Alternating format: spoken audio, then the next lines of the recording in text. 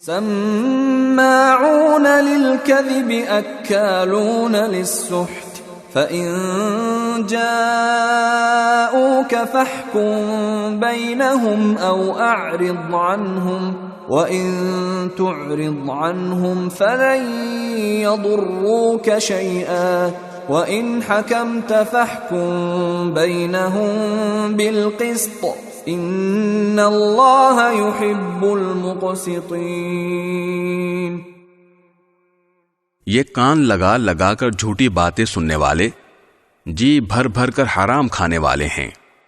چنانچہ اگر یہ تمہارے پاس آئیں تو چاہے ان کے درمیان فیصلہ کر دو اور چاہے ان سے منہ موڑ لو۔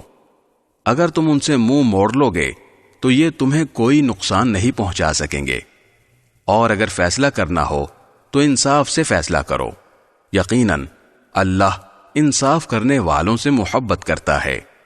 وَكَيْفَ يُحَكِّمُونَكَ وَعِندَهُمُ التَّوْرَاةُ فِيهَا حُكْمُ اللَّهِ ثُمَّ يَتَوَلَّوْنَ مِن بَعْدِ ذَلِكَ وَمَا أُولَئِكَ بِالْمُؤْمِنِينَ۔